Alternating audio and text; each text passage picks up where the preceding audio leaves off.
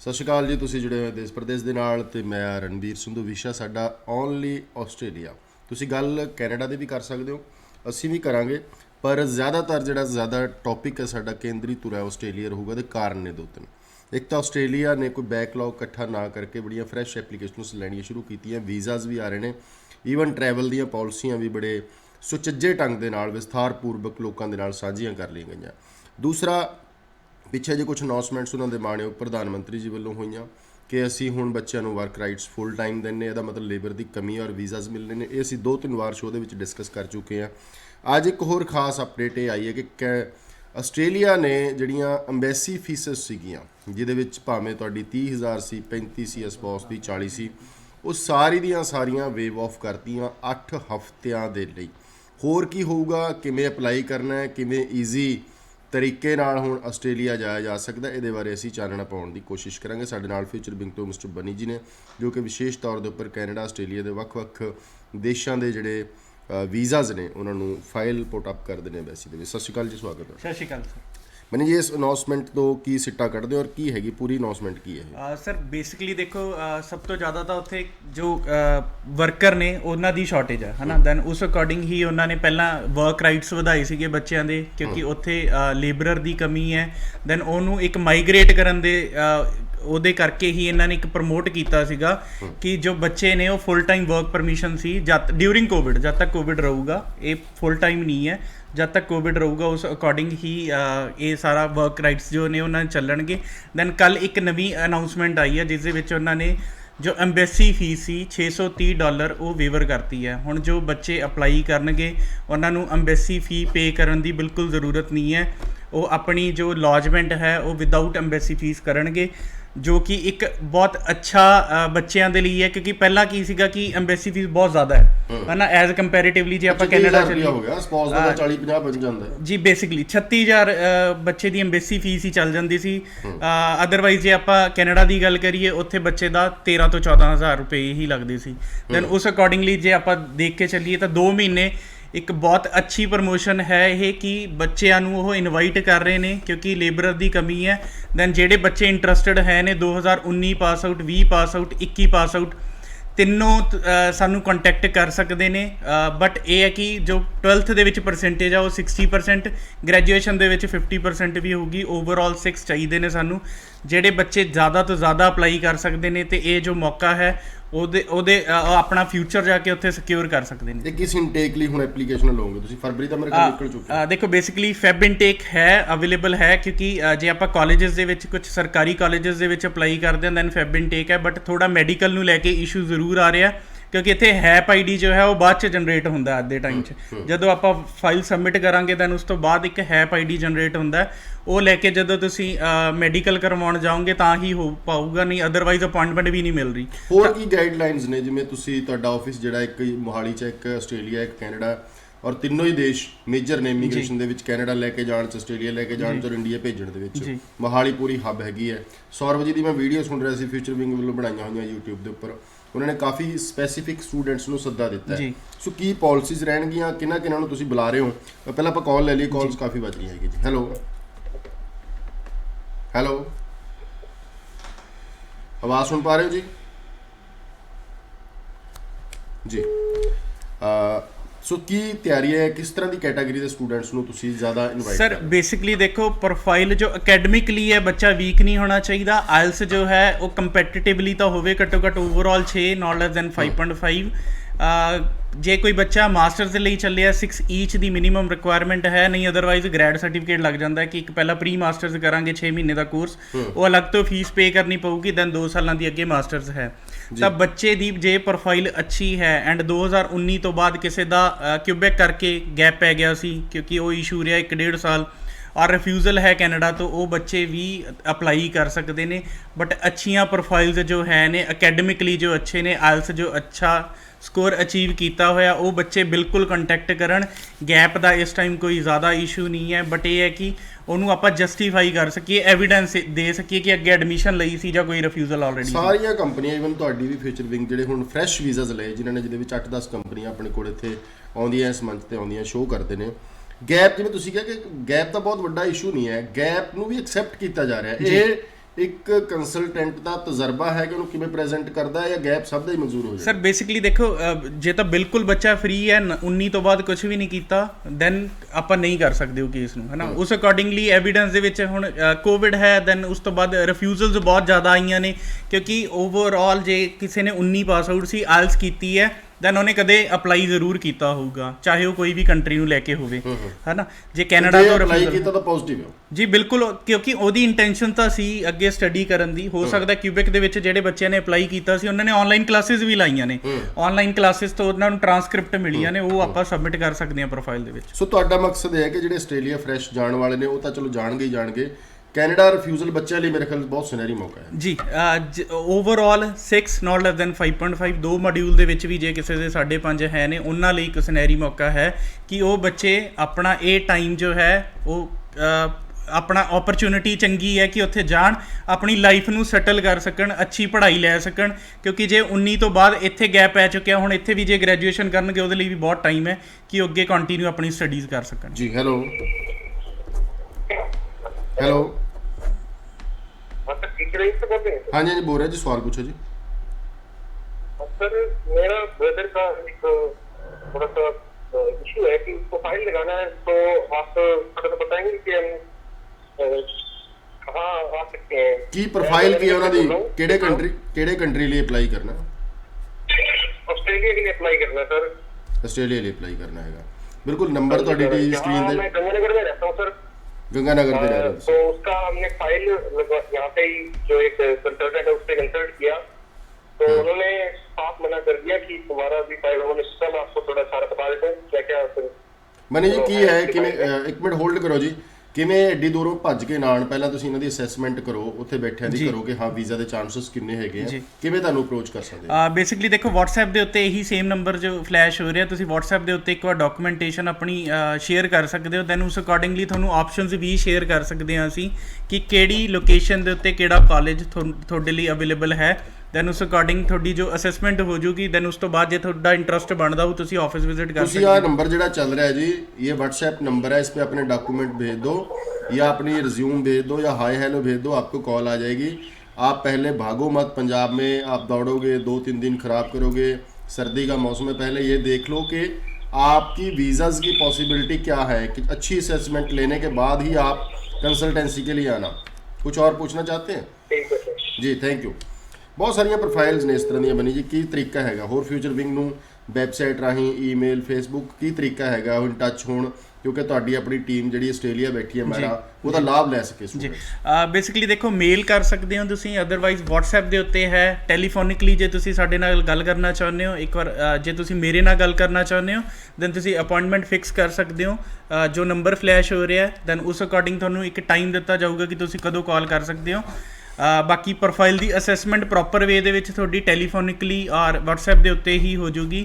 ਜੇ ਤੁਸੀਂ ਇੱਕ ਵਾਰ ਅਸੈਸ ਕਰਵਾਉਣਾ ਚਾਹੁੰਦੇ ਹੋ ਕਿ ਤੁਹਾਡੀ ਪ੍ਰੋਫਾਈਲ ਐਲੀਜੀਬਲ ਹੈ ਜਾਂ ਨਹੀਂ ਹੈ, ਦੈਨ ਉਸ ਤੋਂ ਬਾਅਦ ਹੀ ਆਫਿਸ ਵਿਜ਼ਿਟ ਕਰੋਗੇ ਤਾਂ ਵੀ ਸਾਨੂੰ ਕੋਈ ਇਸ਼ੂ ਨਹੀਂ ਹੈ, ਸਾਰੀਆਂ ਆਪਸ਼ਨਸ ਤੁਹਾਨੂੰ ਟੈਲੀਫੋਨਿਕਲੀ ਹੀ ਦਿੱਤੀਆਂ ਜਾਣਗੀਆਂ। ਤੁਸੀਂ ਕਿਹਾ ਕਿ ਤੁਹਾਡੀ ਫਾਈਲ ਐਲੀਜੀਬਲ ਹੈ ਜਾਂ ਨਹੀਂ ਹੈ, ਨਾ ਕਿਹਨੂੰ ਮੰਨਦੇ ਹੋ ਤੁਸੀਂ, ਕਿਸ ਦਾ ਵੀਜ਼ਾ ਦੇ ਚਾਂਸਸ ਘੱਟ ਹੈਗੇ ਆ? ਦੇਖੋ ਬੇਸਿਕਲੀ ਅਕੈਡਮਿਕਲੀ ਜੋ ਬੱਚਾ ਵੀਕ ਹੋਊਗਾ, ਹੋ ਸਕਦਾ ਓਵਰਆਲ ਜਿਹੜੇ ਬੱਚੇ ਦੇ 5.5 ਨੇ ਉੱਦਾਂ ਦੀਆਂ ਪ੍ਰੋਫਾਈਲਸ ਅਸੀਂ ਬਿਲਕੁਲ ਐਕਸੈਪਟ ਨਹੀਂ ਕਰ ਰਹੇ, ਕਿਉਂਕਿ ਫਿਊਚਰ ਵਿੰਗਸ ਹਮੇਸ਼ਾ ਕੁਆਲਿਟੀ ਦੇ ਉੱਤੇ ਬਿਲੀਵ ਕਰਦਾ ਕਿ ਕੁਆਲਿਟੀ ਪ੍ਰੋਫਾਈਲਸ ਲਵੋ, ਕੁਆਂਟੀਟੀ ਦੇ ਉੱਤੇ ਬਿਲਕੁਲ ਨਹੀਂ ਚਾਹੁੰਦੇ ਕਿ ਆਪਾਂ ਨੂੰ ਹਰ ਪ੍ਰੋਫਾਈਲ ਹੀ ਪਿਕ ਕਰਨੀ ਹੈ। ਜੋ ਪ੍ਰੋਫਾਈਲਸ ਕੁਆਲਿਟੀ ਵਾਲੀਆਂ ਹੋਣਗੀਆਂ ਤੇ ਐਲੀਜੀਬਲ ਹੋਣਗੀਆਂ ਫॉर ਆਸਟ੍ਰੇਲੀਆ ਔਰ ਅਦਰ ਕੰਟਰੀ, ਹੈ ਨਾ। ਸਪੋਜ਼ ਕੋਈ ਬੱਚਾ ਸਾਡੇ ਕੋਲ ਕੈਨੇਡਾ ਦੇ ਲਈ ਆ ਰਿਹਾ 6 ਈਚ, ਉਹਦੇ ਆਧੇ ਟਾਈਮ ਦੇ ਵਿੱਚ ਨਹੀਂ ਹੈ, ਅਸੀਂ ਬਿਲਕੁਲ ਉਹ ਵਾਲਾ ਕੇਸ ਐਂਟਰਟੇਨ ਨਹੀਂ ਕਰ ਰਹੇ ਫॉर ਕੈਨੇਡਾ, ਬਟ ਉਹਦੇ ਲਈ ਕੀ ਆਪਸ਼ਨ ਦੇ ਦਿੰਦੇ ਆ ਕਿ ਤੁਸੀਂ ਆਸਟ੍ਰੇਲੀਆ ਲਈ ਐਲੀਜੀਬਲ ਹੋ, ਤੁਸੀਂ US ਦੇ ਲਈ ਐਲੀਜੀਬਲ ਹੋ, UK ਲਈ ਐਲੀਜੀਬਲ ਹੋ, ਕਿ ਕੱਲ ਬੱਚੇ ਦਾ ਪੈਸਾ ਖਰਾਬ ਨਾ ਹੋਵੇ, ਟਾਈਮ ਖਰਾਬ ਨਾ ਹੋਵੇ, ਕਿਉਂਕਿ ਇਸ ਟਾਈਮ ਜੋ ਹੈ ਨਾਨ SDS ਦਾ ਰਿਜ਼ਲਟ ਬਿਲਕੁਲ ਨਹੀਂ ਹੈ। ਅੱਜ ਦੇ ਟਾਈਮ ਦੇ ਵਿੱਚ SDS ਕੇਸਿਸ ਵੀ ਬਹੁਤ ਜ਼ਿਆਦਾ ਰਿਫਿਊਜ਼ ਹੋ ਰਹੇ ਨੇ, ਤਾਂ ਉਹ ਪ੍ਰੋਫਾਈਲ ਦੇ ਅਕੋਰਡਿੰਗ ਹੈ ਕਿ ਆਪਾਂ ਕਿੱਧਰ ਨੂੰ ਅਸੈਸ ਕਰਕੇ। ਆਸਟ੍ਰੇਲੀਆ ਦੇ ਮਾਮਲੇ 'ਚ ਪਰਸੈਂਟੇਜ ਤਾਂ ਤੁਸੀਂ ਬੋਲਤੀ ਕਿ +2 ਹੈ ਤਾਂ 60% ਚਾਹੀਦੇ ਤੁਹਾਨੂੰ, ਗ੍ਰੈਜੂਏਟ ਕੋਈ ਬੰਦਾ 50% ਤੋਂ ਉੱਪਰ।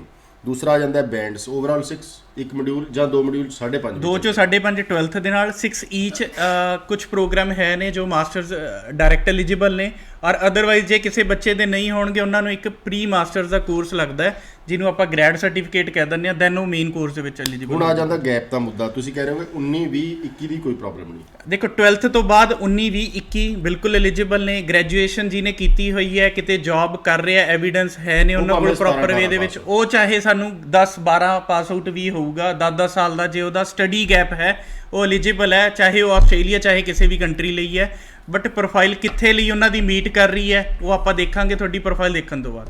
ਯਾਨੀ ਕਿ +2 ਜਿਹੜਾ ਹੈ 19 20 21 ਪਾਸ ਆਊਟ ਕੋਈ ਦਿੱਕਤ ਨਹੀਂ, ਪਰ 18 ਵਾਲੇ ਵੀ ਚੈੱਕ ਕਰਵਾ ਲਓ। ਕਈ ਵਾਰ ਜਿਸ ਤਰ੍ਹਾਂ ਤੁਸੀਂ ਕਿਹਾ ਕਿ 2 ਵਾਰ ਤੁਸੀਂ ਅਪਲਾਈ ਕੀਤਾ, ਰਿਫਿਊਜ਼ਲ ਆ ਗਈ, ਜਾਂ ਕਿਤੇ ਮਾੜੀ ਮੋਟੀ ਨੌਕਰੀ ਕੀਤੀ, ਉਹ ਵੀ ਤੁਹਾਡਾ ਗੈਪ ਜਿਹੜਾ ਹੈ। ਬੇਸਿਕਲੀ ਦੇਖੋ ਹੋ ਸਕਦਾ ਜਿੱਦਾਂ ਆਸਟ੍ਰੇਲੀਆ ਦੀ ਸਟੱਡੀ ਹੈ ਉੱਥੇ ਜੇ ਆਪਾਂ 12th ਕਰਦੇ ਹਾਂ ਉਹ ਨਾਨ ਮੈਡੀਕਲ ਦੇ ਨਾਲ ਅੱਗੇ ਤੁਸੀਂ ਵੋਕੇਸ਼ਨਲ ਟ੍ਰੇਡ ਕੋਰਸ ਲੈਣਾ ਹੈ ਨਾ, ਉਹਦੇ 'ਚ ਤੁਹਾਨੂੰ ਨਾਨ ਮੈਡੀਕਲ ਜੋ ਆਪਣੀ ਇੱਥੇ ਦੀ ਆ ਉੱਥੇ ਲਈ ਐਲੀਜੀਬਲ ਨਹੀਂ ਹੁੰਦਾ, ਤਾਂ ਉਹ ਬੱਚੇ ਨੂੰ ਪਹਿਲਾਂ ਸਰਟੀਫਿਕੇਟ ਪ੍ਰੋਗਰਾਮ ਸਟਾਰਟ ਕਰਵਾ ਦਿੰਦੇ ਨੇ।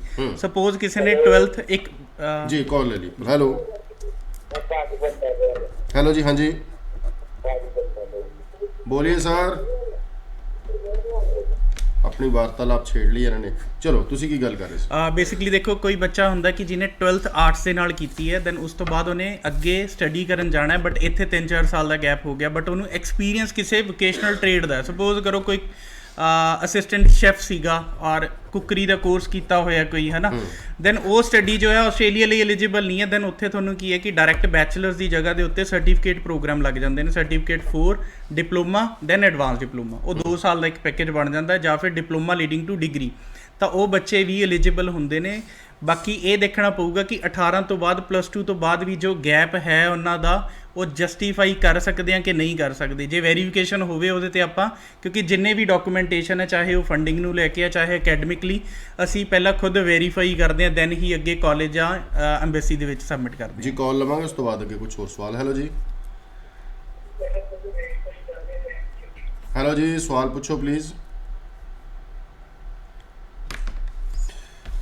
ਆਪਾਂ ਉਹਨੇ ਹੁਣ ਪਹਿਲਾਂ +2 ਦੀ ਗੱਲ ਕਰ ਲਈ ਕਿ 19 20 21 ਤਾਂ ਐਕਸੈਪਟੇਬਲ ਨੇ। ਜੇ ਤੁਸੀਂ ਕੋਈ ਨਾ ਕੋਈ, ਜਿਸ ਤਰ੍ਹਾਂ ਬਨੀ ਜੀ ਨੇ ਹੁਣੇ ਡਿਟੇਲ ਦੇ ਵਿੱਚ ਗੱਲ ਕੀਤੀ, 17 18 ਪਾਸ ਆਊਟ, ਕੋਈ ਐਕਸਪੀਰੀਅੰਸ, ਕੋਈ ਜੌਬ ਕੀਤੀ, ਕੋਈ ਨਵਾਂ ਕੋਈ ਡਿਪਲੋਮਾ ਕਰ ਲਿਆ ਤੁਸੀਂ, ਜਾਂ ਤੁਸੀਂ ਅਪਲਾਈ ਕਰਦੇ ਰਹੇ, ਕੋਈ ਦਿੱਕਤ ਆਉਂਦੀ ਰਹੀ, ਤਾਂ ਉਹ ਵੀ ਆ ਕੇ ਮਿਲ ਸਕਦੇ। ਕੁਝ ਗਵਰਨਮੈਂਟ ਦੀ ਪ੍ਰੈਪਰੇਸ਼ਨ ਹੋ ਗਈ ਜਿੱਦਾਂ, ਜਾਂ ਫਿਰ ਕੋਈ ਟੈਸਟ ਦੇ ਰਹੇ, ਹਾਂਜੀ ਕੋਈ ਟੈਸਟ ਦੇ ਰਹੇ ਸੀਗੇ, ਕੰਪੀਟੀਸ਼ਨ ਟੈਸਟ, ਐਂਡ ਪਲੱਸ ਕਿਸੇ ਬੈਚਲਰ ਡਿਗਰੀ ਦੇ ਵਿੱਚ ਤੁਸੀਂ ਅੱਗੇ ਅਪਲਾਈ ਕੀਤਾ ਸੀ ਕੋਵਿਡ ਦੇ ਡਿਊਰੇਸ਼ਨ ਦੇ ਵਿੱਚ ਇੰਡੀਆ ਦੇ ਵਿੱਚ, ਉੱਦਾਂ ਆਨਲਾਈਨ ਕਲਾਸਿਸ ਨਹੀਂ ਚੱਲੀਆਂ, ਡ੍ਰੌਪ ਹੋ ਗਏ, ਦੈਨ ਇੱਦਾਂ ਦੀਆਂ ਸਾਰੀਆਂ ਜੇ ਸਿਚੁਏਸ਼ਨਸ ਹੈ ਨੇ ਤਾਂ ਆਪਾਂ ਜ਼ਰੂਰ ਅੱਗੇ ਅਪਲਾਈ ਕਰ ਸਕਦੇ ਹਾਂ 12 ਤੋਂ ਬਾਅਦ ਵੀ। ਜੀ ਹੈਲੋ, ਸਤਿ ਸ਼੍ਰੀ ਅਕਾਲ ਜੀ, ਆਵਾਜ਼ ਆ ਰਹੀ ਹੈ? ਸਵਾਲ ਪੁੱਛ ਲਓ ਬਿਲਕੁਲ। ਹਾਂਜੀ ਹਾਂਜੀ, ਕੀ ਸਵਾਲ ਹੈ ਜੀ? ਸਰ ਸਵਾਲ ਹੈ, ਮੇਰੇ ਬੇਟੇ ਨੇ 2018 ਦੇ ਵਿੱਚ +2 ਕੀਤੀ ਹੈ ਜੀ। 2 ਵਾਰ? 18 ਚ +2 ਕੀਤੀ ਹੈ ਜੀ ਜੀ ਜੀ। ਤੇ ਹੁਣ 3-4 ਸਾਲ ਦਾ ਗੈਪ ਹੈ ਉਹਦੇ ਵਿੱਚ। ਉਹਨੂੰ ਆਈਲੈਟਸ ਕਰਨੀ ਪਏਗੀ ਜਾਂ ਆਈਲੈਟਸ ਕਰਕੇ ਕਿੰਨੇ ਬੈਂਡ ਹੋਣੇ ਚਾਹੀਦੇ ਆ ਜਿਹੜਾ ਉਹ ਕੈਨੇਡਾ ਵਾਸਤੇ ਅਪਲਾਈ ਕਰ ਸਕਦਾ? 6 ਈਚ ਕੈਨੇਡਾ ਲਈ। ਜੇ ਤੁਸੀਂ ਜਾਣਾ ਆਸਟ੍ਰੇਲੀਆ ਜੀ, ਓਵਰਆਲ 2 ਮੋਡਿਊਲ 5.5 ਵੀ ਹੋਣ ਕੋਈ ਦਿੱਕਤ ਨਹੀਂ, ਪਰ ਕੈਨੇਡਾ ਲਈ 6 ਈਚ ਕਰਨੇ ਪੈਣੇ। ਕੈਨੇਡਾ ਦੇ ਵਿੱਚ ਕੀ ਕਰਨਾ ਪੈਣਾ? 6 ਈਚ, ਹਰ ਇੱਕ ਮੋਡਿਊਲ 'ਚ 6 ਹੋਣੇ ਚਾਹੀਦੇ।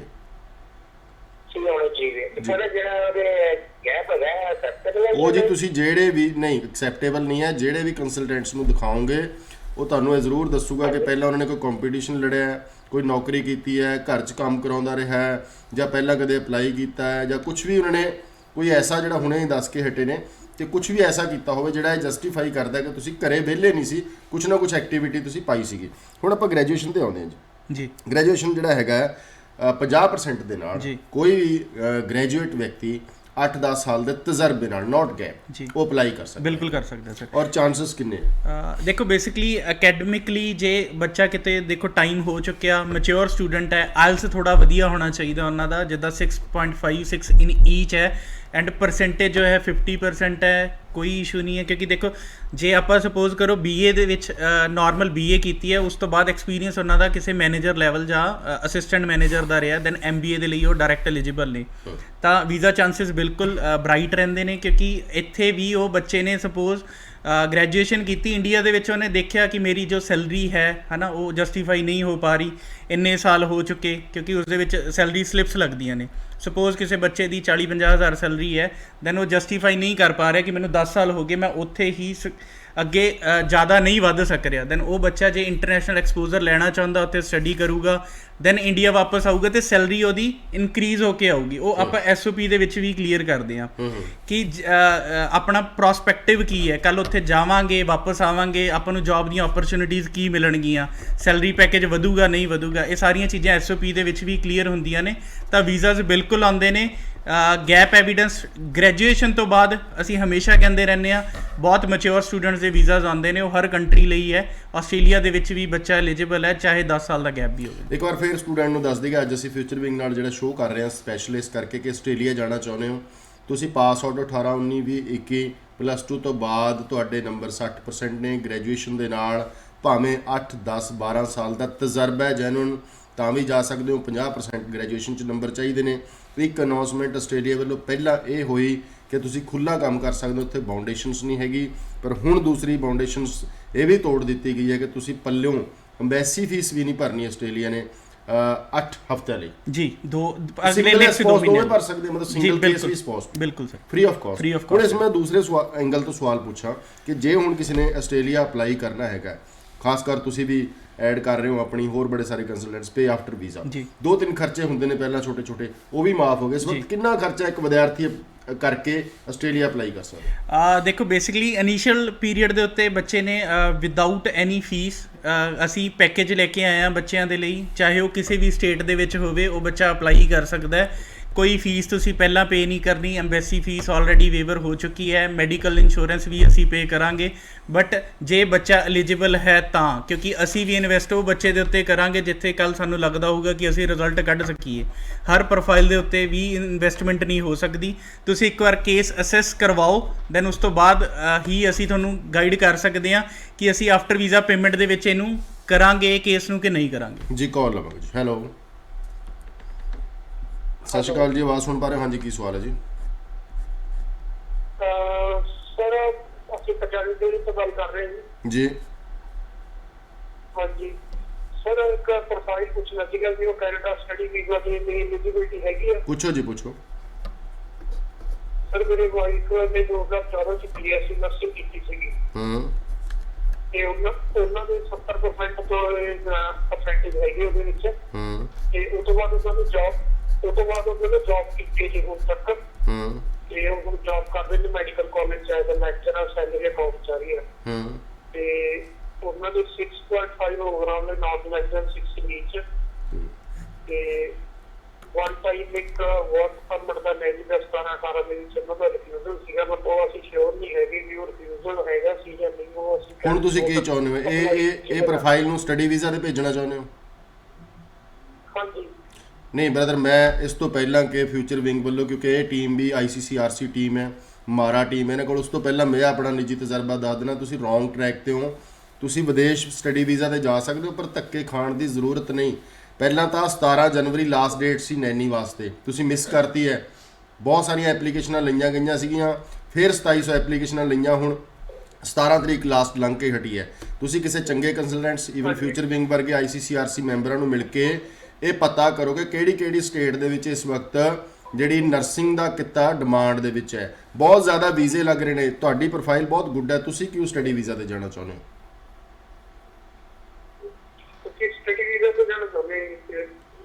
ਸਾਡੇ ਵੱਲੋਂ ਮੋਸਟ ਵੈਲਕਮ, ਸਾਡਾ ਕੰਮ ਸੁਝਾਅ ਦੇਣਾ, ਸਾਡੇ ਐਕਸਪਰਟਸ ਆਉਂਦੇ ਨੇ, ਪਰ ਮੈਂ ਕਹੂੰਗਾ ਬਨੀ ਜੀ, ਕੀ ਲੱਗਦਾ ਤੁਹਾਨੂੰ ਕਿ ਪ੍ਰੋਫਾਈਲ ਇੰਨੀ ਵਧੀਆ ਪ੍ਰੋਫਾਈਲ ਹੈਗੀ ਹੈ PR ਵਾਸਤੇ, ਹੁਣ ਵੀ ਡੇਟਾਂ ਲੰਘ ਕੇ ਗਈਆਂ, ਤੁਸੀਂ ਅਪਲਾਈ ਕਿਉਂ ਨਹੀਂ ਕਰਦੇ? PR ਕਿਉਂ ਨਹੀਂ ਅਪਲਾਈ ਕਰਦੇ?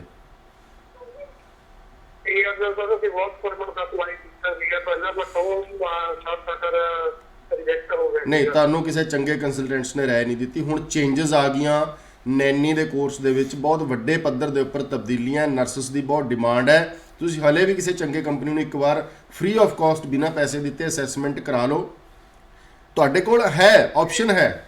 ਮਤਲਬ ਸਰ ਬੇਸਿਕਲੀ ਦੇਖੋ, ਇਹ ਪ੍ਰੋਫਾਈਲ ਦੇ ਤੁਸੀਂ ਐਜੂਕੇਸ਼ਨ ਵਾਸਤੇ ਵੀ ਸੁਣ ਲਓ। ਹੋ ਸਕਦਾ ਇਹਨਾਂ ਦੀ ਗੱਲਾਂ ਤੋਂ ਇਹ ਲੱਗਦਾ ਕਿ ਇਹਨਾਂ ਦਾ ਐਕਸਪੀਰੀਅੰਸ ਜੋ ਰਿਹਾ ਉਹ PR ਦੇ ਵਿੱਚ ਹੈ ਨਾ, ਉਹ ਥੋੜੀ ਦਿੱਕਤ ਦੇ ਵਿੱਚ ਰਿਹਾ। 2018 ਦੇ ਵਿੱਚ ਜੇ ਤੁਹਾਡੀ ਰਿਫਿਊਜ਼ਲ ਹੈ, ਪਹਿਲਾਂ ਆਪਾਂ ਨੂੰ ਉਹ ਚੈੱਕ ਕਰਨਾ ਪਊਗਾ ਕਿ ਹੋ ਸਕਦਾ ਉਹ ਤੁਹਾਡਾ ਵਰਕ ਪਰਮਿਟ ਜੋ ਸੀਗਾ ਉਹ ਲੀਗਲ ਵੀ ਸੀ ਕਿ ਨਹੀਂ ਸੀ। ਇੱਕ ਵਾਰ ਕੇਪਸ ਨੋਟ ਆਪਾਂ ਕਢਾ ਲਈਏ ਦੈਨ ਉਸ ਦੇ ਵਿੱਚ ਆਪਾਂ ਨੂੰ ਪਤਾ ਚੱਲ ਜਾਊਗਾ ਕਿ ਡਾਕੂਮੈਂਟੇਸ਼ਨ ਹੋਈ ਸੀ, ਪ੍ਰੋਫਾਈਲ ਗਈ ਵੀ ਸੀ ਐਮਬੈਸੀ ਦੇ ਵਿੱਚ, ਨਹੀਂ ਗਈ ਸੀ, ਕਿਉਂਕਿ ਕੁਝ ਕੰਸਲਟੈਂਟ ਫਾਈਲ ਨੂੰ ਸਬਮਿਟ ਹੀ ਨਹੀਂ ਕਰਦੇ, ਰਿਫਿਊਜ਼ਲ ਵੀ ਫੇਕ ਮਿਲਦੀਆਂ ਨੇ ਬੱਚਿਆਂ ਨੂੰ ਜੀ। ਦੈਨ ਉਹ ਆਪਣੇ ਤਜਰਬੇ ਦੇ ਅਕੋਰਡਿੰਗ ਹੋ ਸਕਦਾ ਤੁਹਾਨੂੰ ਇਹ ਲੱਗ ਰਿਹਾ ਹੋਵੇ, ਬਟ ਇਹ ਪ੍ਰੋਫਾਈਲ ਜੋ ਹੈ ਇਹ ਪੀਆਰ ਦੇ ਲਈ ਡਾਇਰੈਕਟ ਵੀ ਐਲੀਜੀਬਲ ਹੈ, ਕਿਉਂਕਿ ਆਇਲਸ ਵੀ ਚੰਗਾ 6 ਈਚ ਦੇ ਨਾਲ ਵੀ ਤੁਸੀਂ ਨੈਨੀ ਦੇ ਨਾਲ ਕਰ ਸਕਦੇ ਹੋ। ਤੁਸੀਂ ਇਹ ਨੰਬਰ ਨੋਟ ਕਰ ਲਓ ਜੀ, ਸ਼ੋਅ ਤੋਂ ਬਾਅਦ ਇਹਨਾਂ ਨੂੰ ਹਾਈ ਹੈਲੋ WhatsApp ਤੇ ਕਰੋ, ਕਾਲ ਕਰੋ। ਤੁਹਾਡੇ ਬਹੁਤ ਜ਼ਿਆਦਾ ਸੁਨਹਿਰੀ ਭਵਿੱਖ ਹੈਗਾ, ਤੁਸੀਂ ਗਲਤ ਟਰੈਕ ਦੇ ਵਿੱਚ ਫਸ ਨਾ ਜਾਇਓ। 17 ਲੰਘ ਕੇ ਹਟੀਏ। ਮੈਂ ਤਾਂ ਹੈਰਾਨ ਆ ਪੰਜਾਬ ਦੇ ਲੋਕਾਂ ਤੋਂ, ਸਾਡੇ ਭੈਣਾਂ ਭਰਾਵਾਂ ਤੋਂ। 17 ਜਨਵਰੀ ਲਾਸਟ ਸੀ, ਥੱਬਿਆਂ ਦੀ ਥੱਬਾ ਐਪਲੀਕੇਸ਼ਨਸ ਨੈਨੀ ਦੀ ਲਈਆਂ ਸਰਕਾਰ ਨੇ, ਕੋਈ ਝੂਠ ਫਰੇਬ ਤੂਫਾਨ ਨਹੀਂ ਸੀ ਉਹਦੇ ਵਿੱਚ, ਔਰ ਸਾਰੇ ਪੱਕੇ ਕਰਨੇ ਨੇ ਉਹਨਾਂ ਨੇ। ਸੋ ਇਸ ਤਰ੍ਹਾਂ ਦੀਆਂ ਸੁਨਹਿਰੀ ਮੌਕੇ ਨਾ ਗਵਾਇਆ ਕਰੋ। ਇਹ ਨੰਬਰ ਨੋਟ ਕਰ ਲਓ, ਇਸ ਨੰਬਰ ਦੇ ਉੱਪਰ ਤੁਹਾਨੂੰ ਆਸਟ੍ਰੇਲੀਆ ਦੀ, ਕੈਨੇਡਾ ਦੀ ਸਟੱਡੀ ਪਲੱਸ ਪੀਆਰ ਦੀ ਜਾਣਕਾਰੀ ਪ੍ਰੋਪਰ ਮਿਲੇਗੀ, ਕਿਉਂਕਿ ICCRC ਮੈਂਬਰ ਰੌਣ ਸੱਭਰਵਾਲ ਜੀ, ਪੈਮੇਲਾ ਕਈ ਜੀ ਜੋ ਕਿ LIA ਨੇ, IA ਨੇ ਇਵਨ ਨਿਊਜ਼ੀਲੈਂਡ ਦੇ, ਔਰ ਮਹਾਰਾਣੇ ਸੌਰਵ ਜੀ, ਇਹਨਾਂ ਦੀ ਟੀਮ ਵਿਦੇਸ਼ਾਂ ਦੇ ਵਿੱਚ ਬੈਠੀ ਹੈ। ਘਰੋਂ ਕੰਸਲਟੈਂਸੀ ਲੈਣ 'ਚ ਕੀ ਹਰਜ ਹੈ, ਰੈਦਰ ਦੈਨ ਕਿ ਇਸ ਤਰ੍ਹਾਂ ਦੀ ਪ੍ਰੋਫਾਈਲ ਕਿਸੇ ਹੋਰ ਕੋਲ ਚਲੀ ਜਾਂਦੀ ਨੇ, 50,000 ਰੁਪਏ ਐਡਵਾਂਸ ਲੈ ਕੇ ਉਹ ਅਪਲਾਈ ਕਰ ਦੇਣਾ ਸੀ, ਕਿਉਂਕਿ ਉਹਨਾਂ ਦਾ PR ਦੀ ਉਹਦੇ ਕੋਈ ਟੀਮ ਨਹੀਂ ਹੈ। ਬਿਲਕੁਲ ਬਿਲਕੁਲ। ਹੁਣ ਮੈਂ ਸਪੌਂਸ ਤੇ ਆਉਣਾ ਜੀ, ਇੱਕ ਕਾਲ ਹੋਰ ਲੈ ਲਈਏ। ਹੈਲੋ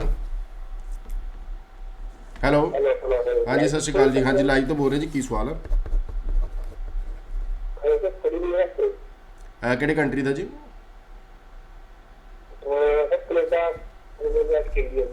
ਕੈਨੇਡਾ ਜਾਂ ਆਸਟ੍ਰੇਲੀਆ? ਪ੍ਰੋਫਾਈਲ ਕੀ ਹੈ ਜੀ?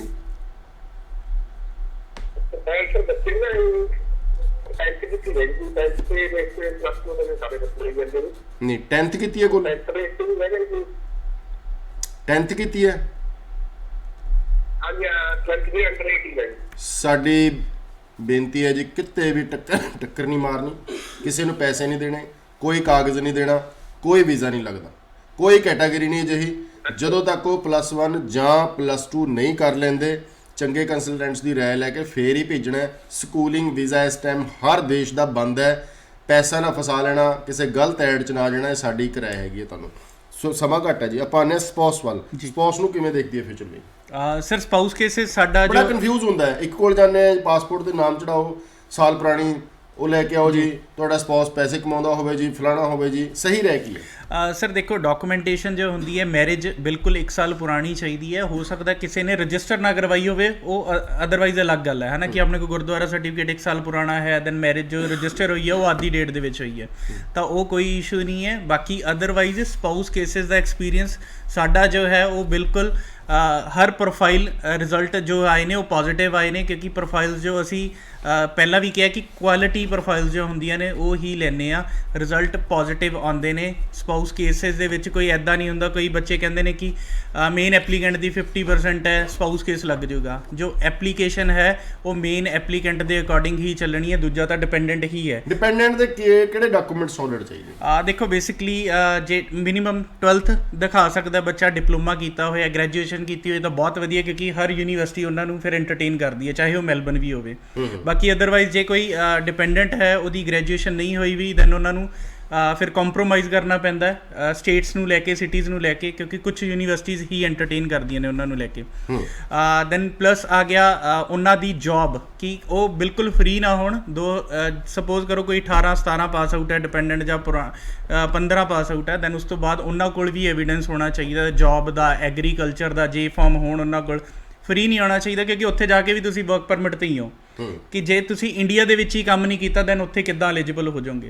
ਤਾਂ ਉਹਨਾਂ ਦੀ ਬੈਂਕ ਸਟੇਟਮੈਂਟ, ਉਹਨਾਂ ਦੀਆਂ ਸੈਲਰੀ ਸਲਿਪਸ, ਇਹ ਸਾਰੀ ਡਾਕੂਮੈਂਟੇਸ਼ਨ ਹੁੰਦੀ ਹੈ। ਬਾਕੀ ਅਦਰਵਾਈਜ਼ ਜੇ ਕੋਈ ਸਪਾਊਸ ਕੇਸ ਵਾਲਾ ਬੱਚਾ ਇੰਟਰਸਟਿਡ ਹੈ ਦੈਨ ਉਹ ਸਾਨੂੰ ਵਿਜ਼ਿਟ ਕਰ ਸਕਦਾ ਹੈ। ਦੈਨ ਉਸ ਤੋਂ ਬਾਅਦ ਉਹਨਾਂ ਨੂੰ ਇੱਕ ਚੈੱਕਲਿਸਟ ਦੇ ਦਿੱਤੀ ਜਾਂਦੀ ਹੈ ਕਿ ਆਹ ਡਾਕੂਮੈਂਟ ਤੁਸੀਂ ਤਿਆਰ ਕਰੋ, ਕਿਉਂਕਿ ਜਦੋਂ ਮੇਨ ਐਪਲੀਕੈਂਟ ਦੀ ਪ੍ਰੋਫਾਈਲ ਬਣਨੀ ਹੈ, ਨਾਲ ਸਪਾਊਸ ਦੀ ਵੀ ਉਦੋਂ ਹੀ ਬਣਨੀ ਹੈ, ਕਿਉਂਕਿ ਡਾਕੂਮੈਂਟੇਸ਼ਨ ਦੋਨਾਂ ਦੀਆਂ ਨਾਲ ਇਕੱਠੀਆਂ ਜਾਣੀਆਂ ਨੇ, ਤਾਂ ਹੀ ਰਿਜ਼ਲਟ ਲੈ ਸਕਦੇ ਆਪਾਂ। ਬੱਚੇ ਜਦੋਂ ਘਰਾਂ 'ਚ TV ਦੇਖ ਰਹੇ ਨੇ, ਜਾਂ ਵੈਬਸਾਈਟ ਕਿਤੇ ਖੋਲ੍ਹਦੇ ਨੇ, ਜਾਂ ਗੂਗਲ ਚੈੱਕ ਕਰਦੇ ਨੇ, ਕਿਤੇ ਵੀ YouTube, Facebook, ਜੋ ਲੋਕ ਅੱਜ ਕੱਲ੍ਹ ਬੋਲ ਰਹੇ ਨੇ, ਜੁਲਾਈ ਇਨਟੇਕ ਦੀ ਗੱਲ ਹੋ ਰਹੀ ਹੈ ਆਸਟ੍ਰੇਲੀਆ ਦੀ, ਮੈਂ ਬਿਲਕੁਲ ਰਿਕਮੈਂਡ ਨਹੀਂ ਕਰਦਾ ਕਿ ਜੁਲਾਈ ਦੀ ਵੇਟ ਕਰੋ। ਅੱਜ ਹੀ ਆਪਣੇ ਕਾਗਜ਼ ਦੇ ਕੇ ਜੇ ਜਾਣਾ, ਕਿਸੇ ਵੀ ਕੰਸਲਟੈਂਟਸ ਦੇ ਥਰੂ ਜਾਣਾ, ਅੱਜ ਹੀ ਤਿਆਰੀ ਕਰੋ। 8 ਮਹੀਨਿਆਂ ਲਈ fees, embassy fees waive off ਹੈਗੀ ਹੈ।